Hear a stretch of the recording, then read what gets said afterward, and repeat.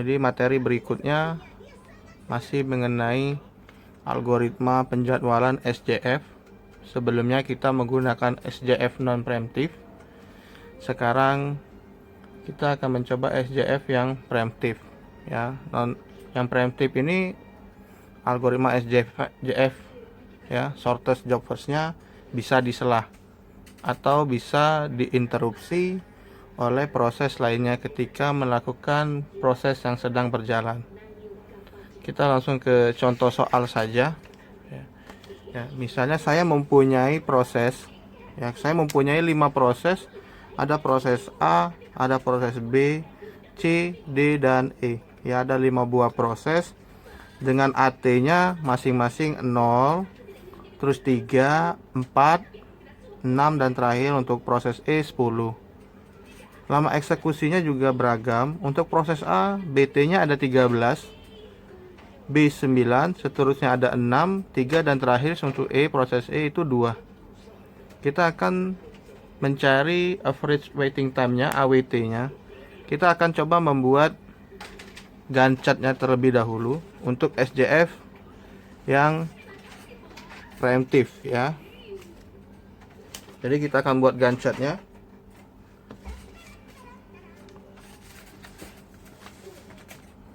Kita akan coba buat Gantt chart.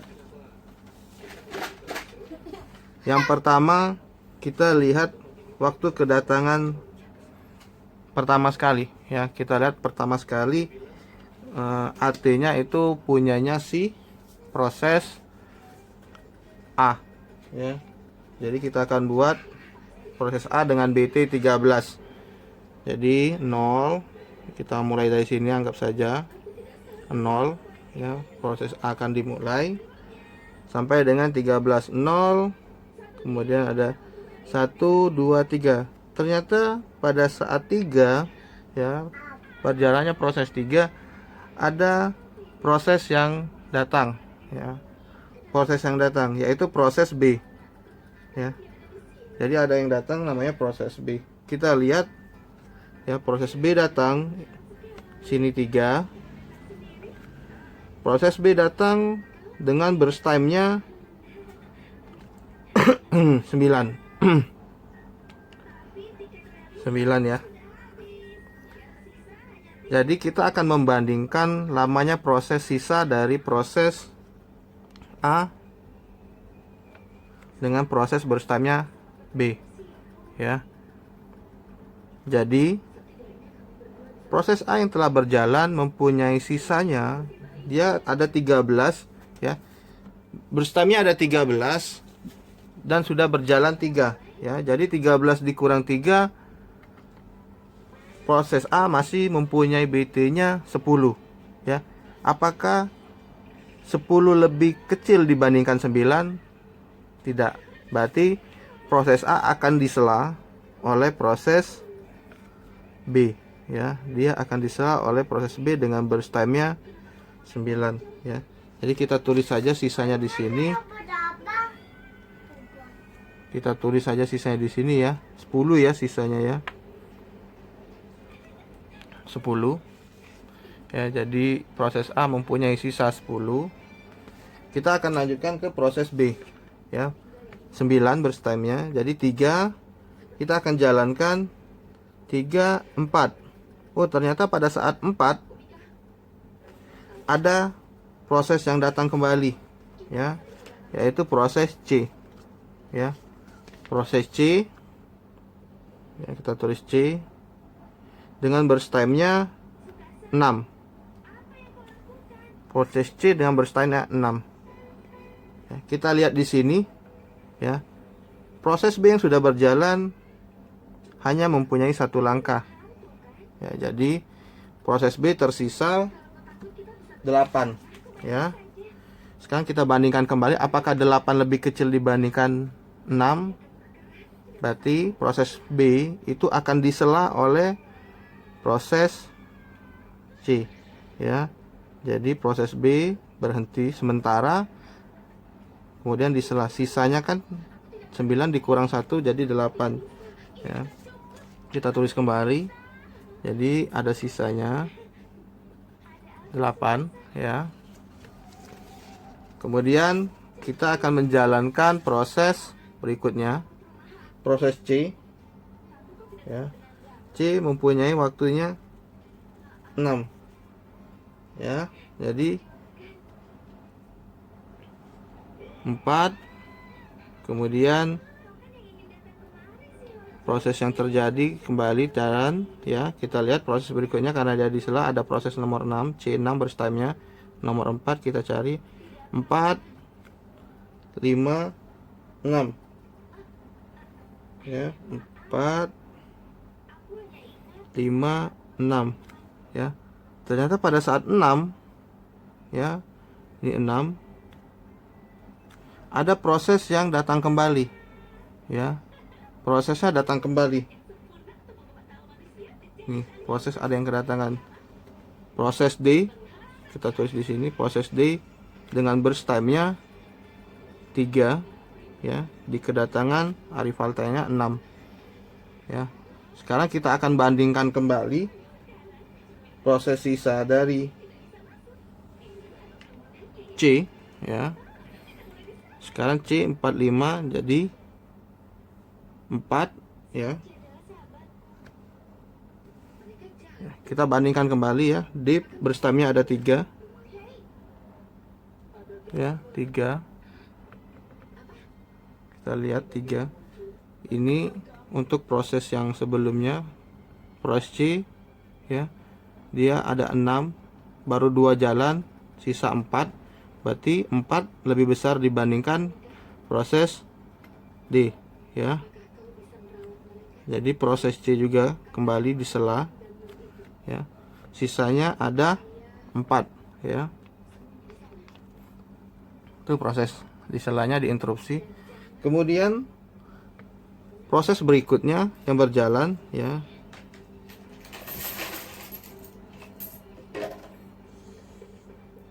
kemudian proses berikutnya yang berjalan, proses D dengan 3, ya. Jadi 3 dia berjalan 6 7 8 9, ya. Ini proses D sampai di 6 tambah 3 selesai, ya, 9. Proses D, ya, berarti D selesai 9, D selesai. Kemudian setelah 9 kita akan melihat, ya,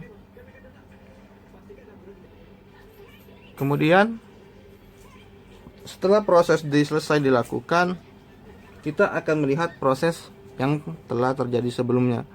Kita lihat di sini, ya. Ada proses A dengan sisa 10, proses B dengan sisa 8, proses C dengan sisa 4. Ya, kita lihat, ya. Jadi burst time yang terkecil itu ada di proses C, ya. Maka C akan dilakukan terlebih dahulu 4. Jadi 9 10. Ternyata Pak, pada angka 10 itu ada proses kedatangan kembali. Ya, proses kedatangan kembali yaitu proses E dengan burst time 2. Ya.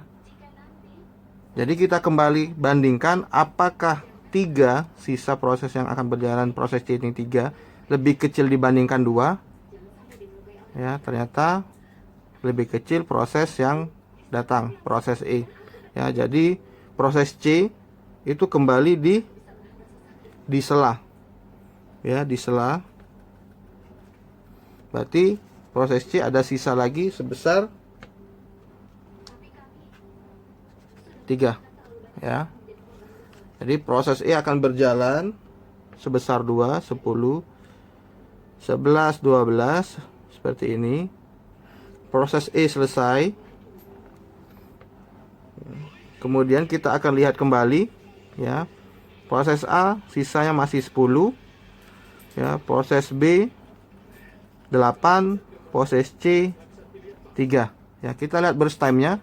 Ya, kita akan lanjutkan di proses proses C ya, karena dia lebih kecil 3 ya. Jadi 12 ditambah 3 15. Proses C ya selesai ya. Ini proses E selesai ya, proses C selesai juga.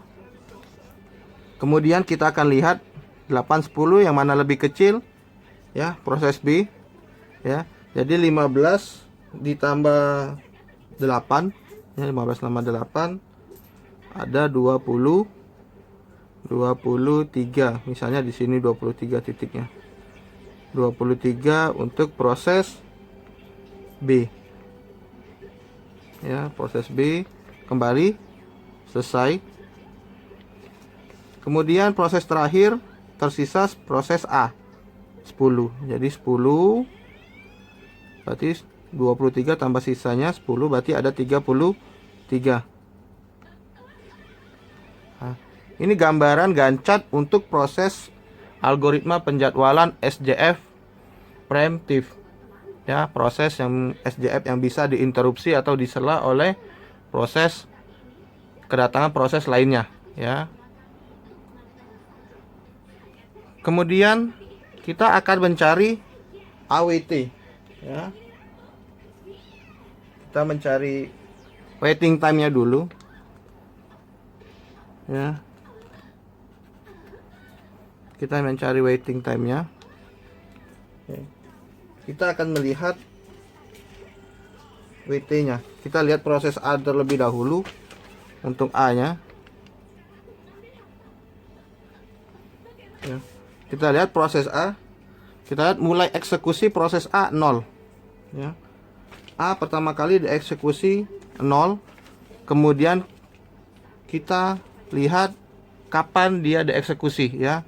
Jadi waktu kedatangan dan waktu eksekusinya. Jadi 0 ya, waktu eksekusinya juga 0. Jadi 0 ditambah ya. Jadi waktu eksekusi ya, waktu datang ya, AT ya, AT kita tambah dengan, kita kurangi ya dengan waktu eksekusinya ya, dikurang waktu eksekusinya ya 0. Terus kita jumlahkan, kita tambah dengan, karena dianya 2 kali ya, A ini ada 2 prosesnya ya. Karena proses A yang pertama itu tidak selesai, maka dia akan menunggu sampai proses berikutnya terjadi ya. Ini proses berikutnya terjadi pada saat 23 ya, 23 milisecond. Ini akan terjadi proses 23. Jadi berapa lama proses A menunggu sehingga terjadi proses berikutnya. Jadi 23 ini waktu tunggunya, dia 3 di sela, jadi 23 ya. 23 dikurang dengan 3 ya. 23 dikurang 3 jadi 20 ditambah 0 berarti 20 untuk proses A WT nya. Kemudian untuk proses B kita hitung kembali ya, kapan eksekusinya B ya. Eksekusi B dimulai pada saat 3 dengan kedatangan ya, dengan kedatangannya 3 ya. Jadi 3 dikurang dengan 3 itu 0 ya. Ditambah dengan, kita lihat proses B ada 2 juga ya. Proses B berhenti pada saat 4 ya, disela di proses 4 dan dia harus menunggu ke 15 sehingga prosesnya dilanjutkan kembali ya. Jadi 15 kita kurangkan 4 ya. 15 dikurang 4 jadi proses tunggunya untuk proses B 11. Itu proses tunggu untuk B. Kemudian kita lihat kembali proses C ya, proses C. Kita lihat proses C dimulai dari proses 4 ya, proses 4 terus waktu eksekusinya dikurang dengan waktu kedatangannya 4 ya. Jadi 0 ya, 0 sama ditambah dengan Lihat proses C ada 2 kali ya. Pada saat dianya di 6 dia disela ya. Jadi 9 ya, dimulai dari 9, kita lihat waktu tunggunya dikurang dengan 6 waktu selanya. Dijumlahkan kembali karena dia kembali disela pada saat di 12, digancatnya di 12 ya. Jadi kita lihat 12 ya. 12 dikurang dengan 10 ya. Waktu selanya. Jadi waktu tunggu untuk proses C 9 dikurang 3 ada 3, 9 dikurang 6 maaf 3, 12 dikurang 10 2. Jadi 0 ditambah 3 ditambah 2 ya, jadi 5. Itu untuk proses yang C ya. Kemudian proses D ya, proses D ya, kita di sini saja supaya lebih enak lihatnya. Proses D, kita lihat proses D dimulai dari 9, dimulai dari 6 ya. Dimulai dari 6, kita lihat tidak ada proses D ini langsung bisa diselesaikan sampai 9 dengan burst time-nya 3. Jadi dia tidak ada waktu tunggu. Jadi waktu kedatangan akan dihitung dari waktu eksekusi dikurang dari waktu kedatangan. Jadi 6 ya, 6 dikurang 6 berarti D mempunyai waktu tunggunya 0 karena dia tidak ada waktu tunggunya ya. Tidak ada waktu tunggu, hanya satu proses selesai untuk proses D. Kemudian proses E, kita lihat proses E. Proses E terjadi satu kali ya, sama. Kita lihat proses E terjadi ketika di kedatangan 10 dan langsung dieksekusi ya. 10 langsung dieksekusi 10, jadi juga 0 ya. Ini jadi WT atau waiting time untuk masing-masing proses ya. Untuk yang A ada 20, B 11, C 5, D 0 dan E 0. Kita akan mencari rata-rata dari AWT-nya ya. Kita lihat cari AWT-nya. Sekarang average-nya dari WT-nya ya. Caranya bagaimana? Caranya sama seperti sebelumnya. Kita akan menjumlahkan seluruh datanya dibagi dengan banyaknya proses. Jadi 20 ditambah 11 ditambah 5 ditambah 0 untuk proses D, dan terakhir juga ditambah 0 untuk proses E ya. Jadi 20 kita akan menghitung 20 ditambah 11 31 ditambah 5 36 tambah 0 36 tetap 36 dibagi dengan 5.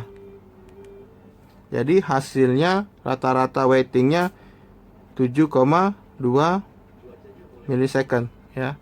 Jadi untuk yang SJF primitif yang disela rata-rata waktunya 7,2 dengan gancatnya seperti berikut ya.